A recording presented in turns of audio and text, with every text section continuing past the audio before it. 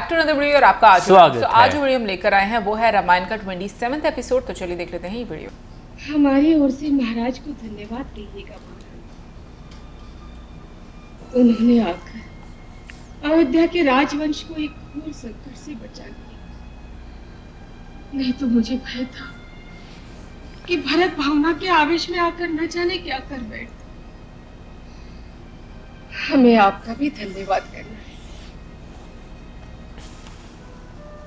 ये अयोध्या पर विपत्ति का समय है। ऐसे समय में आपके चारों पुत्रियों ने ऐसा आदर्श चरित्र दिखाया जिसकी संसार में कोई तुलना नहीं हो सकती। मैं इनका दुख, इनकी पीड़ा समझ सकती, परंतु इन्होंने अपना दुख कभी व्यक्त नहीं होने दिया। हमारी सेवा में ही अपना सर्वस्व लगा दिया, जैसे आप पुत्र वधू नहीं, हमारी अपनी बेटियां। राजमाता, इस समय यह सचमुच ही आपकी बेटियां हैं, मेरी नहीं। मेरा नाता तो विवाह के दिन ही समाप्त हो गया। ये इनका सौभाग्य है कि जिन्हें आप जैसी महान माताएं मिली। आपकी कोख धन्य है राजमाता। ऐसे पुत्र रत्न कई जन्मों के पुण्य से प्राप्त होते हैं, एक से एक महान, जिनके कारण आज हमारा मस्तक गर्व से ऊंचा हो गया। महाराज ने मुझे कहा कि जाने से पहले राजमाता कौशल्या के चरण छूकर ऐसी वंदनीय माता के पुण्य प्रताप से ही संतान में दिव्य संस्कार आते हैं। नहीं महारानी, नहीं, आप हमें लज्जित ना करें। पहले से ही हम आपके दोषी, हम इन सबको कोई सुख नहीं दे सके। अब सीता को ही देखो, राजरानी बनाने का वचन देकर महाराज उसे मिथिला से लाए थे, परंतु हमने उसे वन के कांटों में नंगे पांव भेज दिया।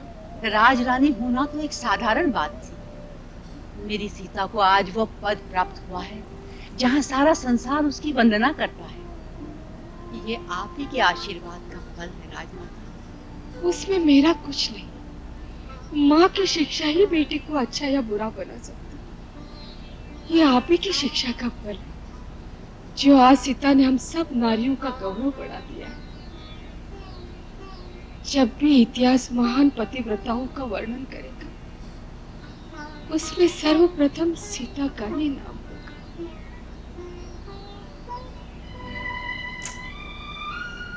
राजमाता के मुख से तुम तीनों की प्रशंसा सुनकर मेरा हृदय गदगद हो गया। अपनी बड़ी दीदी सीता को देखो, अपने उत्तम आचरण से कैसे उसने सभी प्राणियों का आदर प्राप्त किया। उसी की भांति तुम तीनों को भी त्याग और सेवा के कीर्तिमान स्थापित करने चाहिए।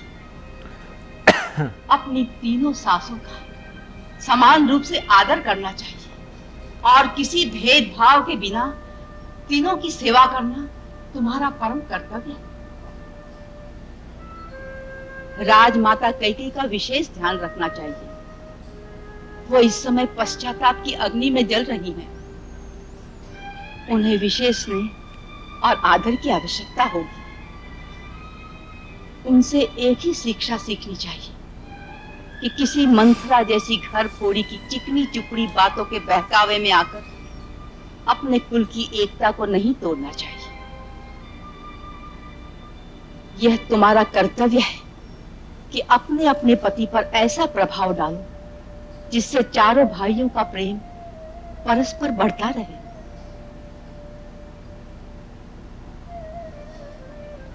तुम लोग दुखी हो, फिर भी इस समय मैं तुमको मिथिला आने के लिए नहीं कहूंगी। तुम्हारी ससुराल पर यह विपत्ति का समय भी अच्छा बोलती है ना। इस समय अपने पतियों, माताओं और समस्त बंधु बांधवों का दुख बांटना ही तुम्हारा धर्म है। 14 वर्ष के पश्चात जब ये दुख के बादल छट जाएंगे, जब तुम्हारे ससुराल में चारों ओर आनंद होगा, उस समय तुम्हारे मायके के द्वार तुम्हारे स्वागत के लिए खुले होंगे।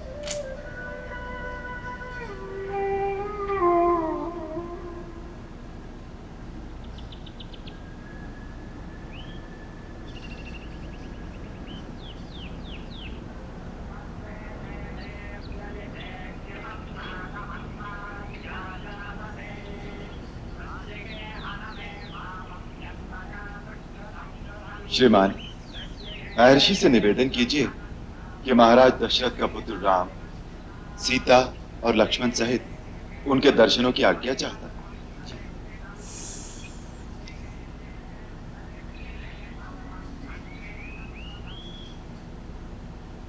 अहम ब्रह्मास्मि। श्री राम, लक्ष्मण, देवी सीता सहित आपके दर्शनों की आज्ञा चाहते हैं। राम आ गए। आज कितना शुभ दिन है, हम स्वयं उनका स्वागत करेंगे।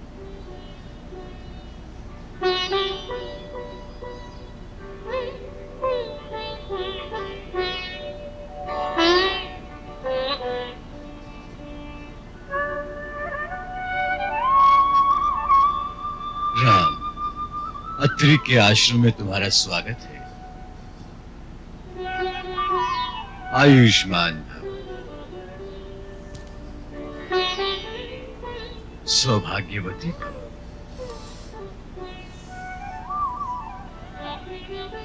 कल्याण हो। पधारो।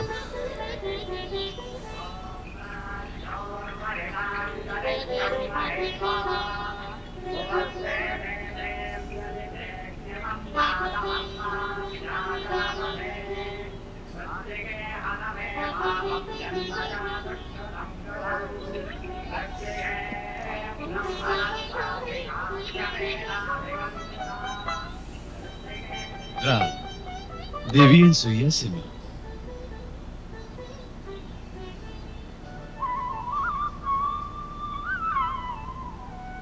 महादेवी, मैं दशरथ पुत्र राम अपने अनुज लक्ष्मण और भार्या जनक सुता सीता सहित आपके श्री चरणों में प्रणाम करता हूँ। आयुष्मान भव।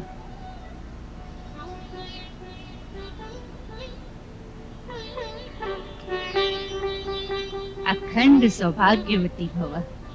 देवी, सीता को अपने कक्ष में ले जाओ, इनका सत्कार करो तथा विश्रांति प्रदान करो। सीते,